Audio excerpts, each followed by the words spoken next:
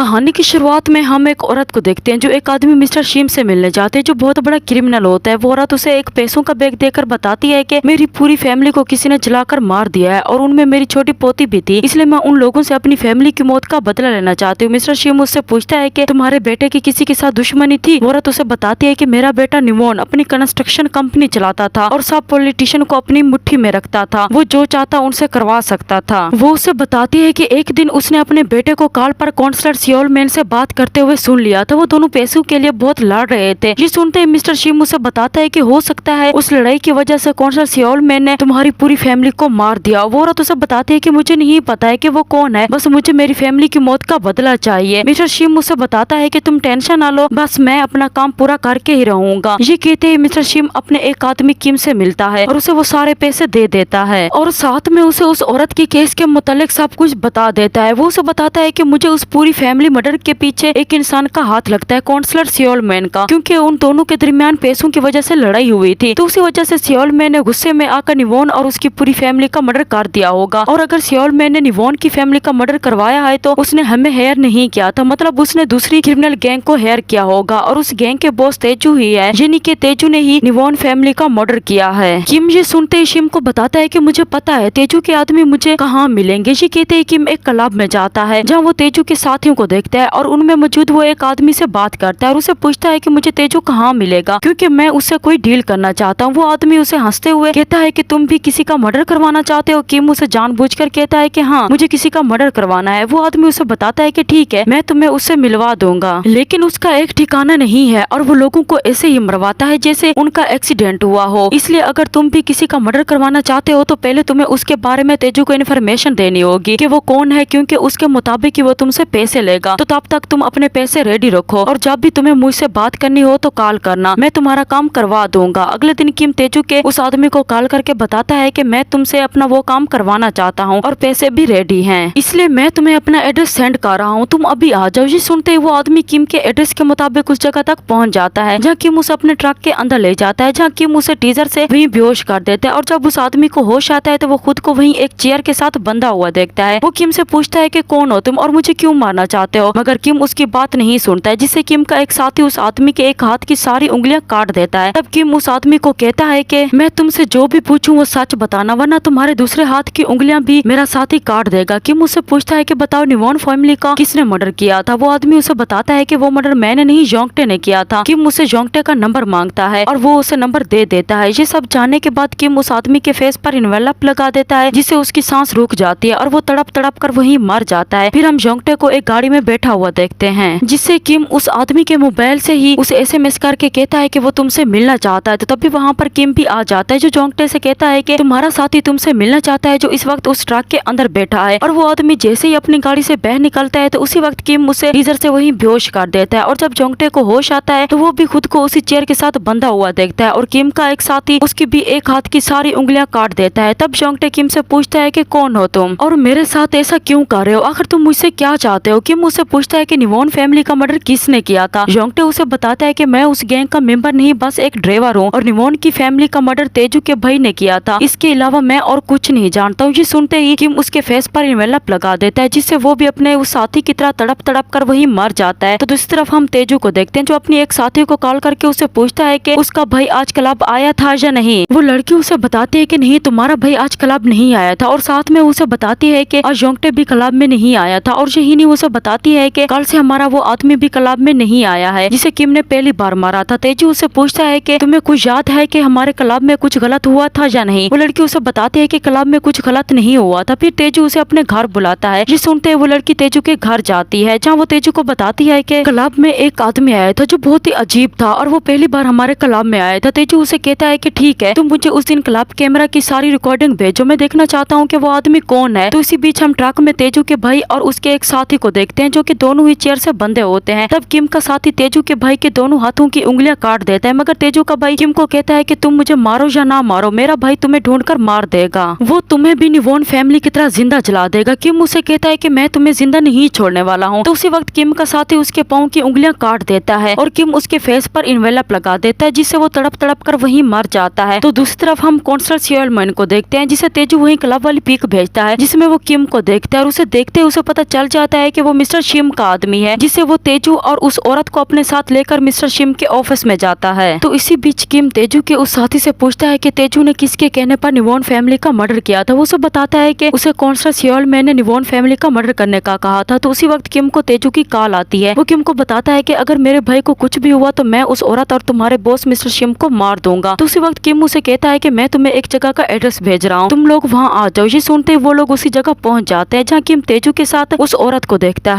और वो उससे पूछता है कि मिस्टर शिम कहाँ है। वो उसे बताता है कि वो यही गाड़ी में है। जिसके बाद किम तेजू और सियोल मैन को उसी ट्रक के अंदर ले जाता है, जहाँ तेजू किम से पूछता है कि उसका भाई कहाँ है। किम का साथी एक बड़े से बैग को तेजू के सामने ले आता है, जहाँ तेजू अपने भाई की लाश को देखते हैं, जिसे देखते वो किम को अपनी गांड पैंट पर ले लेता है। तो साथ में किम का साथी भी उसे अपनी गांड पैंट पर ले लेता है। सियोल मैन वो देखकर तेजू को कहता है कि मैंने तुम्हें पहले भी कहा था कि उस औरत को ढूंढकर मार दो, लेकिन तुमने ऐसा नहीं किया था और आज ये औरत हमारे लिए खतरा बन चुकी है, इसे भी तुम उसकी फैमिली की तरह जलाकर मार देते। वो औरत ये सुनते ही सियोल मैन को कहती है कि तुमने ही मेरी फैमिली को मरवाया था, अब मैं तुम्हें जिंदा नहीं छोड़ूंगी। तब सियोल मैन उसे खुद से दूर फेंक कर तेजू को कहता है कि अब इस औरत को मार दो। किम उसे कहता है कि अगर तुमने इस औरत को मारा तो तुम भी जिंदा नहीं बचोगे। सियोल मैन उसे कहता है कि तुम इसे डरो मत, ये तुम्हें कुछ नहीं कर पाएगा। तो इसी बीच मिस्टर शिम भी गाड़ी से बाहर आ जाता है और अपनी चेयर के साथ कहीं गिर जाता है और उधर तेजू उस औरत को गोली मार देता है और साथ में वो किम को भी बाजू पर गोली मार देता है। तो उसी वक्त किम का साथी तेजू को गोली मार देता है, जिससे वो औरत और तेजू वहीं मार जाते हैं। फिर सियोल मैन किम को कहता है कि तुम मुझसे जितने भी पैसे लेना चाहते हो मैं तुम्हें देने के लिए तैयार हूँ, लेकिन तुम मुझे छोड़ दो। किम उसे कहता है कि तुमने निवॉन की फैमिली को मारा, पता नहीं ऐसे तुमने कितने बेकसूर लोगों की जान ली होगी, इसलिए मैं तुम्हें जिंदा नहीं छोड़ूंगा। ये कहते हैं किम जब बाहर जाता है तो वो देखता है कि मिस्टर शिम मर चुका होता है। फिर वो ट्रक में वापस आ जाता है, जहाँ हम देखते हैं कि सियोल मैन भी उसी चेयर के साथ बंधा हुआ होता है। तो उसी वक्त किम उसके फेस पर इन्वेलप लगा देता है और उसकी सांस रुकने ही वाली होती है। तो तभी किम थोड़े से इन्वेलप को फाड़ देता है, जिससे वो बच जाता है। किम उसे कहता है कि मैं तुम्हें इतनी आसानी से नहीं मारने वाला हूँ, क्योंकि अब मैं तुम्हें जिंदा जलाऊंगा। जिसके बाद हम देखते हैं कि किम एक फैक्ट्री में जाता है, जहाँ वो आग की एक भट्टी में उन लाशों के बैग को फेंक देता है। फिर हम सियोल मैन को एक बड़े से बैग में जिंदा देखते हैं, जिसे वो भी उस बैग के साथ ही जिंदा उस आग में फेंक देते हैं, जिससे वो वहीं मर जाता है। तो इसी तरह से किम ने निवॉन फैमिली का बदला पूरा कर लिया होता है, जिससे ये कहानी यहीं पर एंड हो जाती है।